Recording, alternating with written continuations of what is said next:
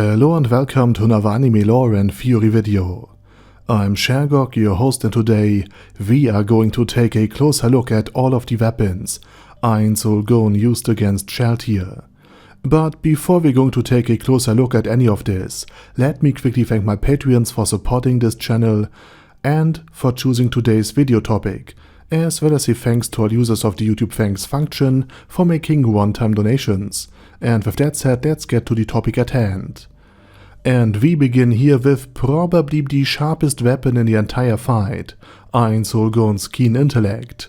Trained through a decade of Yggdrasil Online, where AInz was a member and later leader of one of the most notorious player-killer guilds in the world, his intellect planned the entire battle against Shalltear and led AInz to victory. And without his experience, Shalltear, who is otherwise clearly superior in terms of status values and matchup, would have won. However, because AInz knew all of her items and combat strategies inside and out, and had access to his friend's items, he could counter Shalltear. And before we look at these overwhelmingly powerful items, let's first examine AInz's armor. While overall weaker than his primary outfit, the monk's robe he wears is highly, and I stress this again, highly resistant to any kind of holy magic. While AInz was now vulnerable to fire magic once again, in combination with magic ward holy, and a general boost to his magic defense, he was almost immune to holy magic now, something he ruthlessly exploited in the fight against Shalltear, tricking her into only using holy magic instead of fire magic against him, by still pretending to be weak against holy magic. And now, we come to the actual items of his friends, and we will start with Yamaiko's fist, called Female Sensei's Fist of Wrath. At first glance, it looks like a SpongeBob meme on steroids, and to be honest, it kinda is. Yamaiko's velvet glove deals enormous knockback to opponents, and despite her enormous physical strength, armor, and high stats, Shalltear was flung across the desert that AInz's strongest skill, the goal of all life is death, has created. The knockback effect also applies to any items and armor Shalltear was wearing, which is why the knockback was so effective. Additionally, this gauntlet also deals damage through any armor, meaning Shalltear really felt the hit. Next up we have the twin daggers Amaterasu and Tsukiyomi from Lord Nishiki and Rai, the DPS max of the group. These twin daggers, named after Japanese deities, cause enormous holy damage, which is why AInz's hands also steamed here, as he took continuous damage just from equipping holy weapons, since AInz is undead.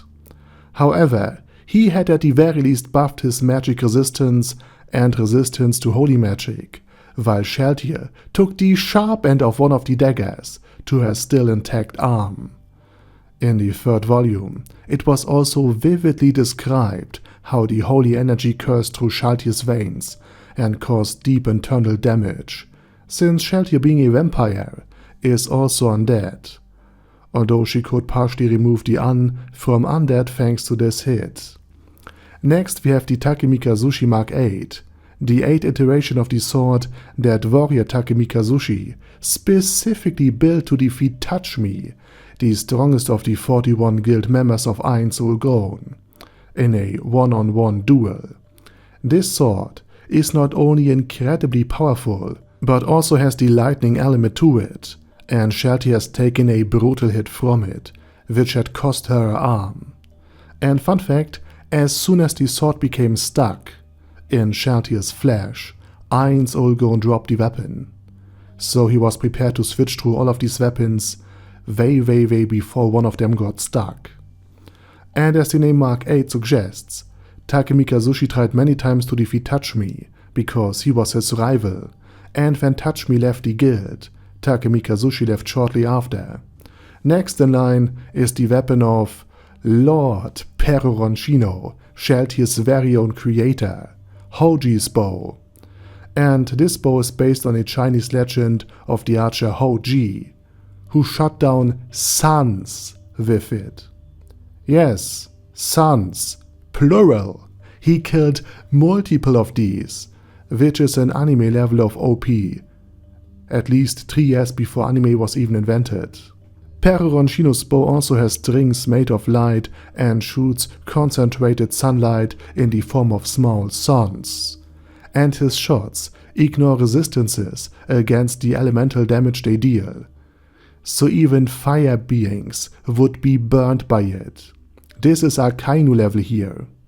And the only way to block these projectiles is with the aid of magic, or a shield skill, but Shalltear had completely used hers up by this very point, and as a vampire, she was severely damaged by fire.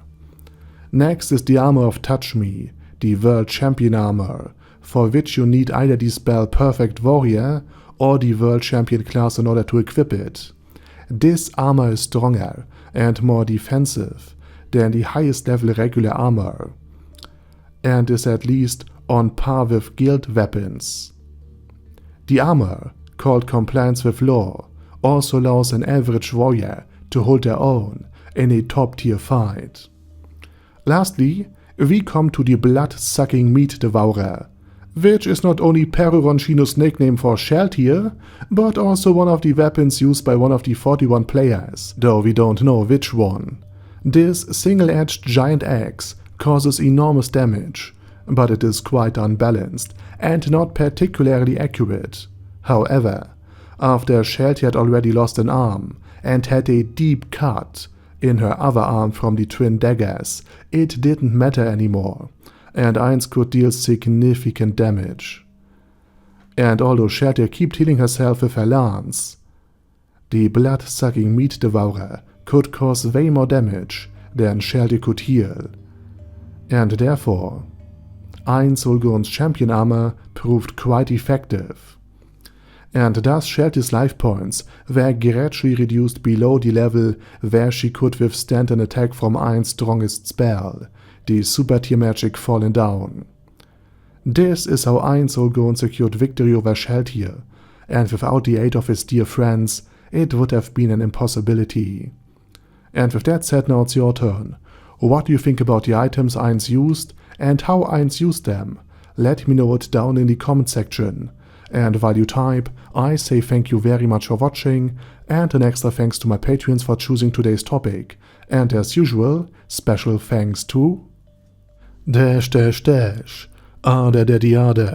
ASK, Bad Guy Yi, Bad Boyto 316, Beezer, Ben C, Brandon D, Chrissy, Crowley 0221, Sia, Crystal Prime, Dead Slime, Death is Mercy, Deathless Dragonlord, Demon Xenomorph 1987, Devin Downen, Ding Dong, Din Pep, Dragonlord Placido Saxophone, Duckwagon, Dunkler Krieger, Dystopia, Dystopia II, Enigmatic Unicorn, Thiralchivan, Guy with Dead Head, Hector Moreno, Hoss, Huster, Jacob G, Jana B, Jason, J. Morris, Chromius, Kyle R, Lee K. Long, Legendarius, Lelouch Britannia with a Mustache, Lexus Fox, Lord Nishikian Rai, Lord Touch Me, Love Razor, Merovec, Mr. Shoes, Mr. Tweaker, Michael R, Michael Y, Nope, oh hell no, Normal Toad, O'Kill, Overlord General Gasper, Paddy Pantom, Personage, Primus 11, Rhinomere, Q&A Caracos P, Shergox's Daddy, Shadow Lightning Wolf, Shrine Keeper, Sir Axolotl, Super Tier Magic Batista Bomb, Supreme Cheese, Staris, Ted, Texas Deer, The Orc Warboss, Rocket Smasher, T.E. Wang, Vash Hawkeye, Vegito 27, Venture Fanatic, Wilhelm, Xenokai, and Sonegon. Thanks guys. Anyway, have a nice day, and I hope to see you all again soon under my next video.